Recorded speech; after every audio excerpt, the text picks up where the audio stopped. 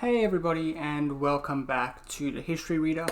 Today is probably going to be, if not our last video for the year, the second last one. I don't know if I'll sort of find time over the next week to make another one.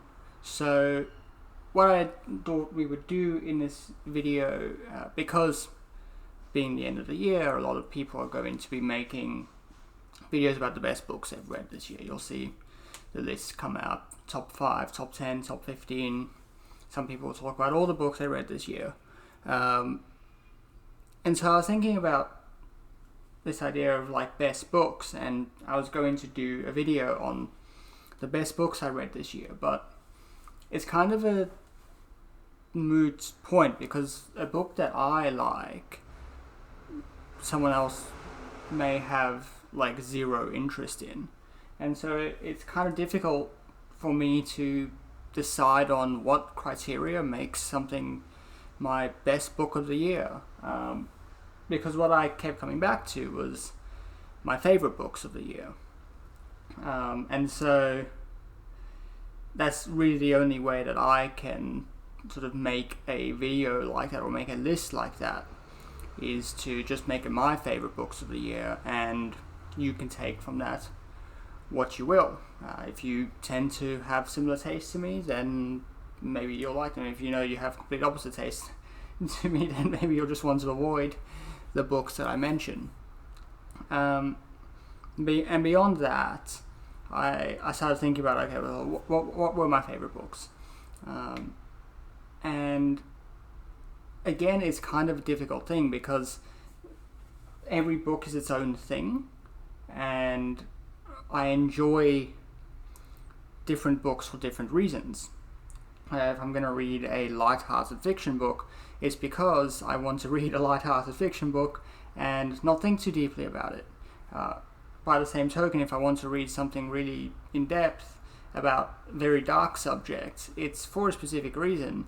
And so comparing them in terms of which one was my favorite is kind of difficult, because while I was in the mood for a very light-hearted fiction book, I'm not going to want to read something on the Holocaust. And so reading something on the Holocaust wouldn't sort of make it a good experience. And that's what it comes down to. At the end of the day, reading, like with anything, any hobby that you do, it's primarily about the experience that you have while you're doing it, is the reason that you do it. And this is something I talked about in my last videos, that if you should really read to enjoy the act of reading, the act of sitting down with a book, and you can add things around this, and that can be quite fun. You can add music, and you can add various drinks, and that will change the experience that you have while reading, and change the location that you're reading in. And so I thought about, okay, so what were my favorite reading experiences of this year? What books did I really enjoy reading, and why did I enjoy reading them?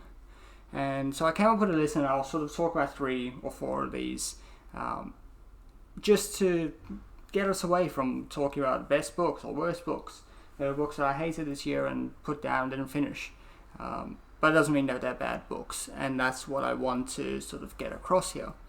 So my first one I want to talk about, and it's something that I have mentioned several times already in other videos, is this book, Are You, We, Them?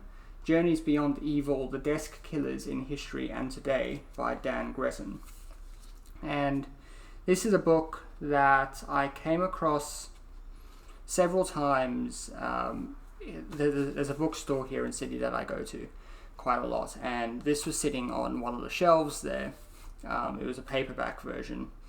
I kept like seeing it, like, oh, it's like, looks really interesting. It looks like something that I'd want to read, but this particular bookshop can be quite expensive, like on average, and then you find some really good deals, which is why I enjoy going there, because when you do find a deal, it's really, really good. But this one was on the expensive side, so I never picked it up. And eventually, for whatever reason, I saw it come up on Kindle, and I thought, I've seen that book before. I keep seeing it in this bookshop. it seems something that would be really interesting. I might as well pick it up and read it. And so I did. I picked it up on Kindle, and this was like right in the middle of winter. I think we were in Sydney just heading into a lockdown when I started reading this book, and I just got drawn into this book in a way that I haven't ever before. The way it was written in the prose and the connection between the author and his subject and the way that he was experiencing what he was talking about and taking you along on that journey with him was just like fascinating. And being like studying history at a master's level, and so interacting with the study of history and the historians part of that process and how they interact with the history and the sources and their readers, etc., just made me really, really love this book. So I had to pick up a copy of it. And the reason I say it's one of my favorite reading experiences is because I really enjoyed and looked forward to going to sit down each evening and reading the book. It's not some books I get drawn so deeply into that I look for any spare moment in the day to go and read. This wasn't that. This was an experience that I wanted to savor. And so I had my usual reading time each evening, and I would look forward to that time to go and sit down and read some of this book and read it slowly and digest it. And so I actually took a break halfway through, or before halfway through. I took a break. I was like, I'm going to order a physical copy of this. I want to have, because it's also got quite a few maps and pictures like within the text, and pictures of documents and things like this. And it was on Kindle. It wasn't formatting ideally, so I wanted a copy of it so that I could experience that. And so that is number one. One of my best reading experiences of the year. Number two is reading Stephen Kotkin's the two volumes of Stephen Kotkin's biography of Stalin, which is going to extend to 3 volumes eventually. And the reason I say this is because it was intensely challenging for me. I found Kotkin's prose and his writing style very difficult to understand, basically, in terms of getting the broad sort of narrative sweep. It's not... I've read some other narrative history which is very easy to understand. And this isn't really that, although he is telling Stalin's story. It's not doing it in that traditional narrative history way. The way he interacts with the physical space and the different regions and people, and the way he intertwines that into the way he writes about Stalin is fascinating. And it was really, really challenging for me to get to a point where I was really understanding how he was writing and then pulling everything out of it. And to be honest, I didn't get it as much in the first volume as I did when I got to the second volume. And so this was definitely a step up in the sort of level of complexity of the material I was reading. And it was a really enjoyable and rewarding experience to get through it and realize that I was understanding it by the time I got to the end, but it took extra effort. It took sort of an extra step for me to go back and flick through. I had to go back and flick through and read different passages again to really get it. And that was a rewarding experience. And so you can see that I've had 2 different experiences that I've put at the top of my list. You Read Them was much more about the experience of the prose kind of washing over me and being in the book in a way that I don't often get. This one was very much about me trying to pull the meaning out of the book, and they were both enjoyable, but completely different. And the final one that I want to talk about is this one. This is King Richard, Nixon and Watergate, an American Tragedy by Michael Dobbs. And this is something that I generally wouldn't pick up. I think I ordered this one online.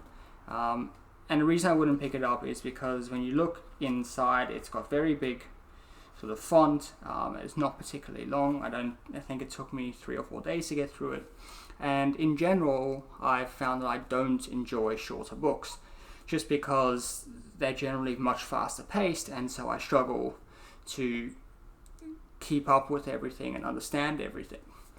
When it's a longer book and we can sort of look at things in a deeper and slower way, I find it much easier to do, basically.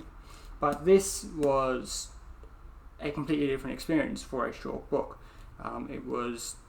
It kind of showed me this different way that history can be written because I read a lot of biography. If you look here on the shelf, I've got a lot of biography, but this was biography, a very narrow sliver of a biography.